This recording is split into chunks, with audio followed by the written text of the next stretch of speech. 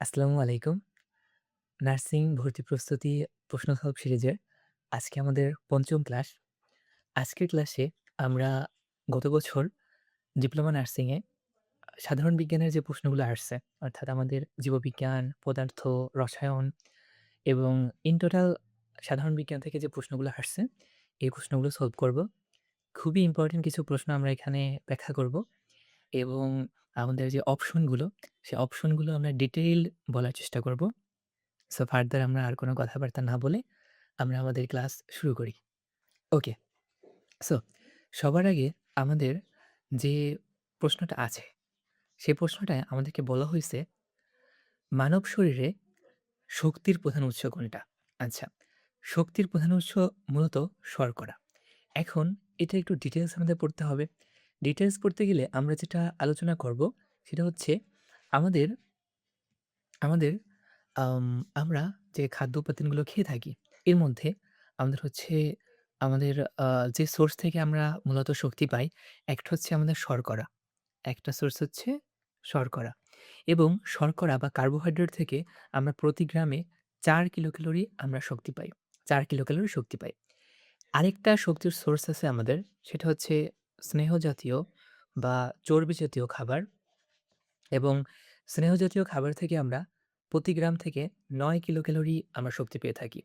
এখন এই যে স্নেহ থেকে শক্তিটা পাই, এটা মূলত আমাদের রিজার্ভ থাকে, অর্থাৎ সঞ্চিত থাকে। আর মেইনলি প্রাথমিকভাবে আমরা যে কাজ করার জন্য আমাদের যে শক্তি লাগে, এই শক্তিটা আমাদের নেয়া হয় শর্করা থেকে। সো এই কারণে আমাদের আনসার হবে শর্করা। আচ্ছা, এর বাইরে আমাদের যে অপশনগুলো আছে, ভিটামিন বা খনিজ পদার্থ, এরা এদের থেকে আমরা মূলত শক্তি পাই না। এরা মূলত বিভিন্ন আমাদের আ রোগ রোগ প্রতিরোধে এবং হচ্ছে বিভিন্ন এনজাইম হিসেবে কাজ করে আমাদের হচ্ছে দেহের অন্যান্য চাহিদা মেটানোর জন্য। আচ্ছা, আমাদের ১ম কোয়েশ্চেনটা গেল। নেক্সট যে কোয়েশ্চেনটা আছে আমাদের, ২য় যে কোয়েশ্চেনটা, এটা খুবই ইম্পোর্টেন্ট একটা কোয়েশ্চেন।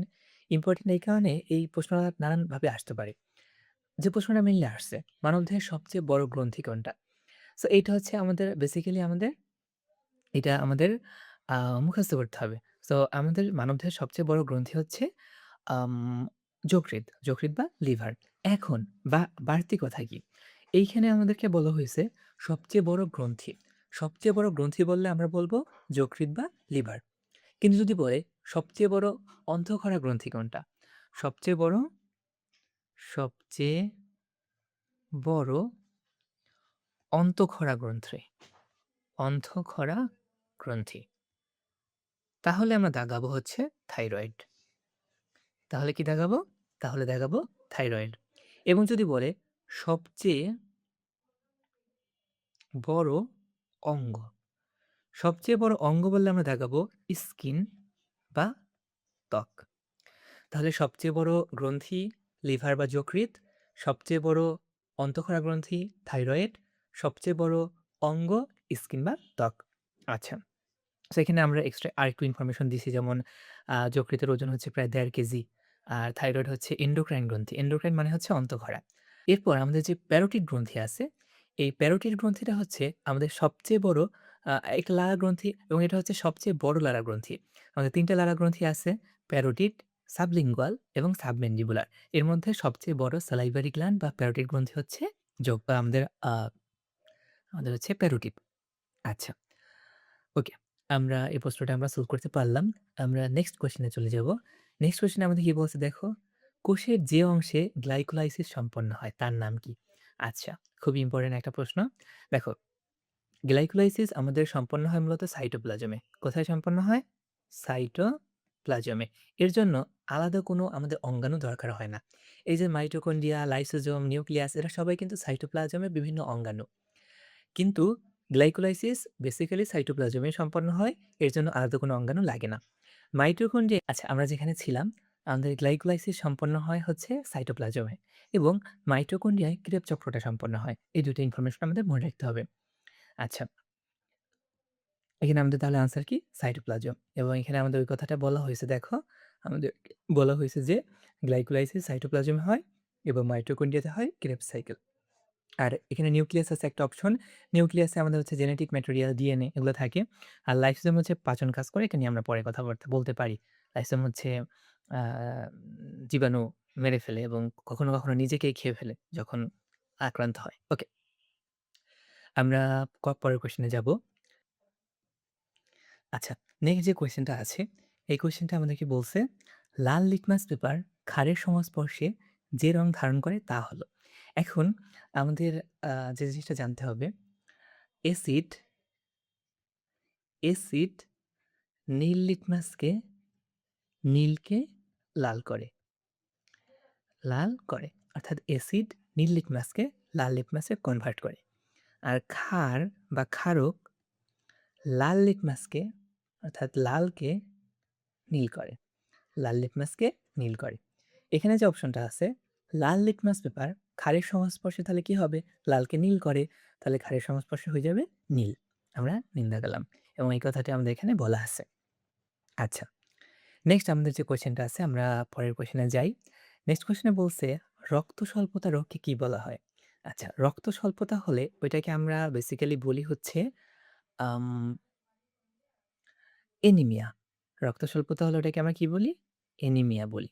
অর্থাৎ যখন শরীরে রক্ত কম থাকে, হিমোগ্লোবিন কম থাকে এবং তখন হচ্ছে রোগীর একটু আ চেহারা একটু কালচে হয়ে যায়, মানে সাদাটে হয়ে যায়, ঠিক আছে? সেটাকে আমরা অ্যানিমিয়া বলি। সো আমাদের অপশন ছিল অ্যানিমিয়া। ওকে।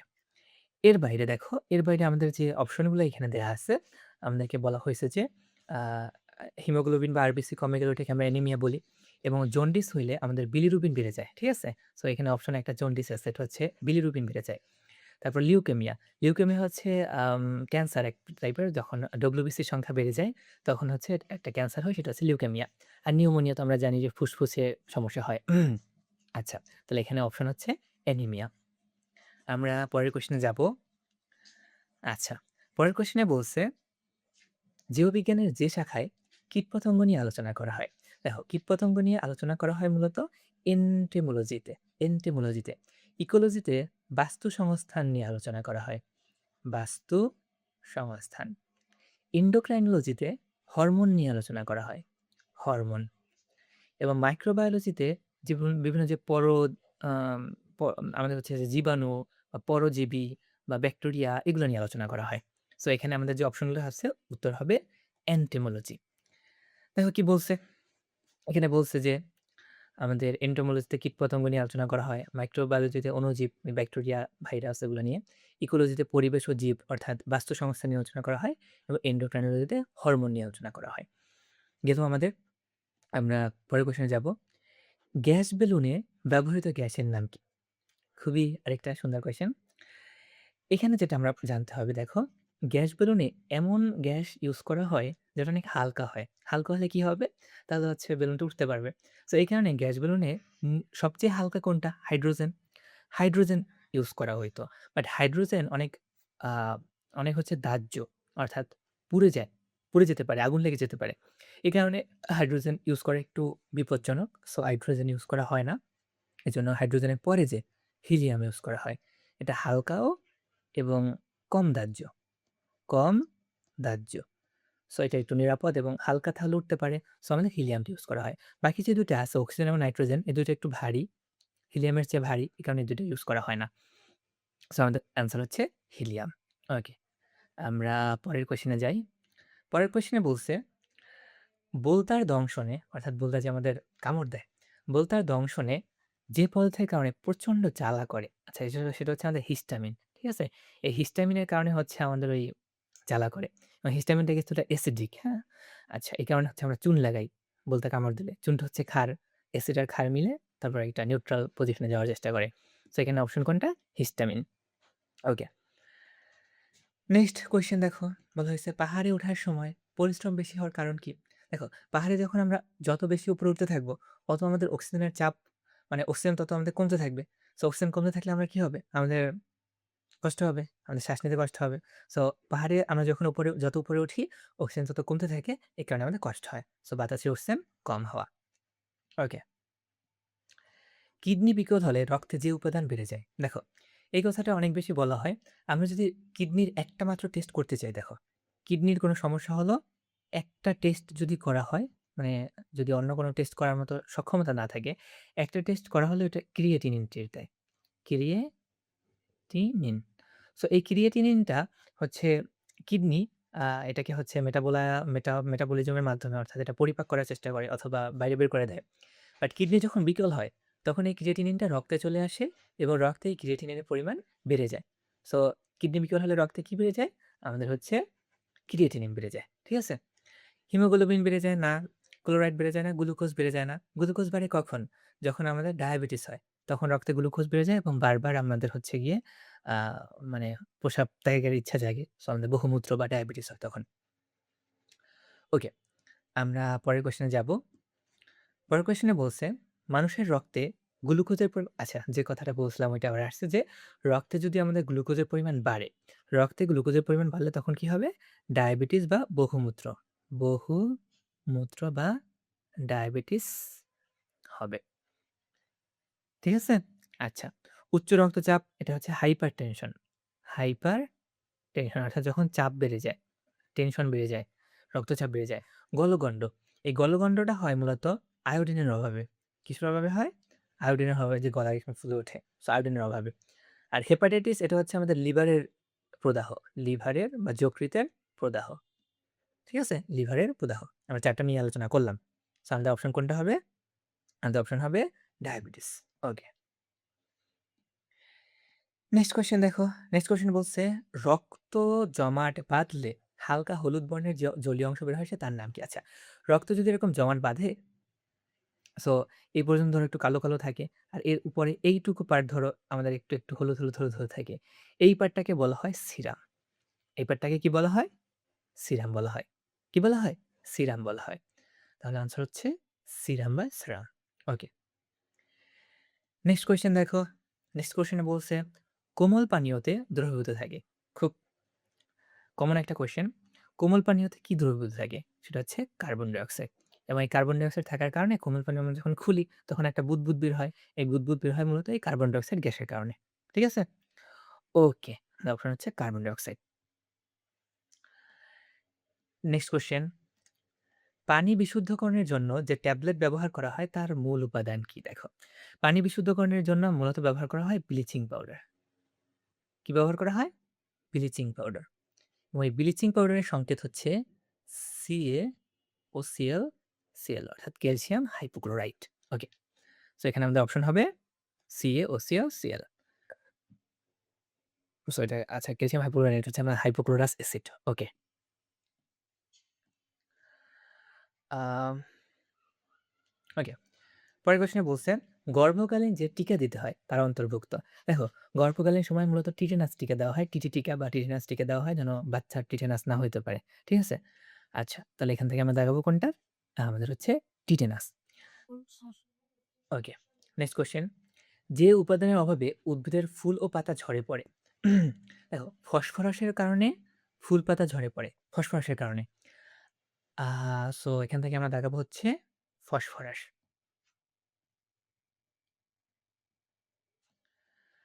এখানে আমাদের আরেকটা কথা বলা হয়েছে, যেটা বলা হয়েছে যে জিঙ্কের অভাবে পাতা ছোট হয়।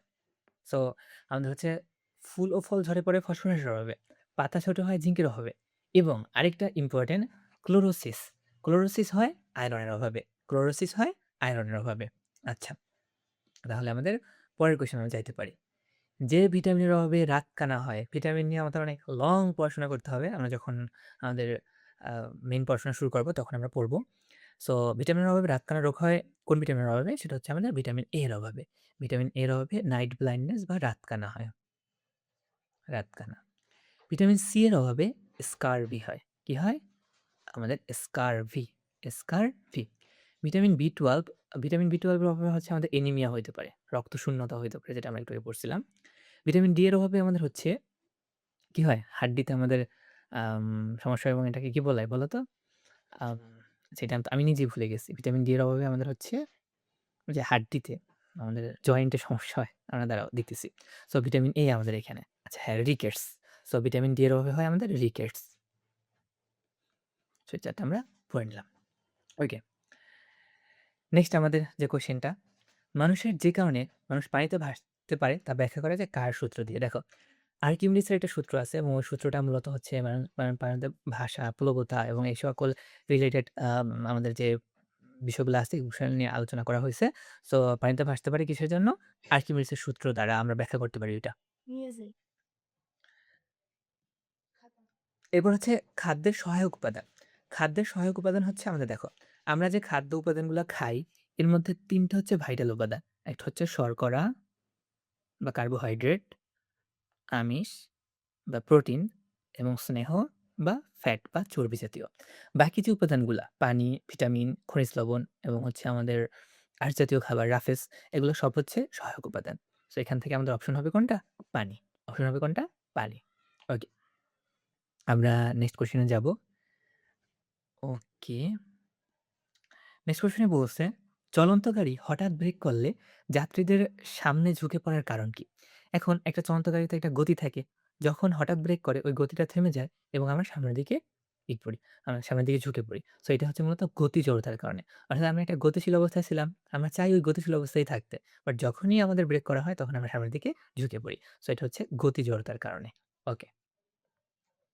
নেক্সট কোয়েশ্চেন, যে মাটি পানি ধারণ ক্ষমতা সবচেয়ে কম যে মাটির। আচ্ছা দেখো, আমরা আম যে বালু মাটি আছে, এই বালু মাটিটা মূলত হচ্ছে আমাদের ফাঁকা, ফাঁকা থাকে বেশি। সো এই কারণে ওরা হচ্ছে বেশি পানি ধারণ করে রাখতে পারে না। সো এটা আমরা মনে রাখবো যে বালু মাটির কারণে পানি ধারণ ক্ষমতা বালু মাটির সবচেয়ে কম। যার সংক্রমণে যক্ষ্মা হয়, দেখো যক্ষ্মা হয় আমাদের মাইকোব্যাকটেরিয়াম মাইকোব্যাকটেরিয়াম টিউবারকুলোসিস টিউবারকুলোসিস নামক একটা ব্যাকটেরিয়ার কারণে। ব্যাকটেরিয়ার কারণে আমাদের হচ্ছে যক্ষ্মা হয়। সো আমরা এখানে উত্তর কোনটা হবে? উত্তর হবে ব্যাকটেরিয়া। বলা হয়েছে লেখো, এই যে আমাদের এটার কথা লেখা হয়েছে যে mycobacterium tuberculosis. Mycobacterium tuberculosis. Okay. Next question. Next কোয়েশ্চেনে বলছে উচ্চ ফলনশীল ধান B10 যে আচ্ছা এটা সবসময় মনে রাখবা। উচ্চ ফলনশীল জাতগুলো তৈরি করা হয় মূলত সংকরণের মাধ্যমে। আমরা যে হাইব্রিড, কৃত্রিম হাইব্রিড পদ্ধতি আমরা বলি না? সো এটা হচ্ছে সংকরণের মাধ্যমে। কিসের মাধ্যমে? সংকরায়নের মাধ্যমে। ওকে। Next question. দেখার প্রক্রিয়ায় বস্তুর প্রতিবিম্ব তৈরি, আচ্ছা সব সময়ের জন্য প্রতিবিম্ব তৈরি হবে রেটিনায়। প্রতিবিম্ব কোথায় তৈরি হবে? রেটিনায়। এবং, এবং আম উম আমরা যেটা মনে রাখবো, এক্সট্রা একটা জিনিস, আইরিশ যেটা আছে, এই আইরিশটা আলো নিয়ন্ত্রণ করে এক, স্ক্লেরা চোখের যে আমাদের সাদা আবরণটা আছে, এটা হচ্ছে স্ক্লেরা। এবং যে আলোটা নিয়ন্ত্রণ করবে হচ্ছে আইরিশ। আর প্রতিবিম্বটা তৈরি হবে কোথায়? রেটিনায়। আচ্ছা। Next question. পানিতে অদ্রবণীয় লবণ। দেখো, আমাদের বেশিরভাগ আমাদের যে ক্লোরাইড, এই বেশিরভাগ ক্লোরাইডই হচ্ছে পানিতে অদ্রবণীয়। মানে পানিতে দ্রবণীয়। এর মধ্যে কিছু আছে অদ্রবণীয়, ওইগুলো আমরা একটু মনে রাখবো। এর মধ্যে একটা হচ্ছে সিলভার ক্লোরাইড। সিলভার ক্লোরাইড ছাড়াও আমাদের হচ্ছে আ lead ক্লোরাইড, আমাদের হচ্ছে Hg2Cl2 যেটা আছে আমাদের পারদের। সো এই যে ৩ টা, এই ৩ টা আমাদের হচ্ছে পানিতে অদ্রবণীয় ক্লোরাইডের মধ্যে। বাকিগুলা sodium chloride, potassium chloride, calcium chloride এরা সবাই কিন্তু দ্রবণীয়। বুঝতে পারছি? সো এখানে আমাদের যে অপশনগুলো আছে এর মধ্যে AgCl বা সিলভার ক্লোরাইড, এগুলো হচ্ছে এটা হচ্ছে আমাদের পানিতে অদ্রবণীয় ক্লোরাইড। হোপফুলি আমরা বুঝতে পারছি। সো আমাদের মেবি আর আমাদের কোয়েশ্চেন নাই। আচ্ছা নাই। সো আমাদের যে কোয়েশ্চেন গুলো ছিল, আমাদের মোট ৩০ টা কোয়েশ্চেন প্রায় ছিল। কোয়েশ্চেনগুলো আমরা সলভ করলাম। হোপফুলি তোমরা ক্লাসটা বুঝতে পারছো অ্যান্ড ক্লাসটা তোমাদের কাছে ভালো লাগছে। সো তোমাদের কোনো কোয়েশ্চেন থাকলে তোমরা কমেন্ট বক্সে কইরো। আমাদের ডেডিকেটেড মেসেঞ্জার গ্রুপ এবং হচ্ছে ফেসবুক গ্রুপ আছে। তোমরা যুক্ত হতে পারো। ওইখানে আমরা বিভিন্ন যে আমাদের নার্সিং ভর্তি বিষয়ক যে বিভিন্ন পড়াশোনা এবং এক্সাম এবং হচ্ছে কুইজ নিয়ে থাকি। সো আজকে এ পর্যন্তই। আল্লাহ হাফেজ।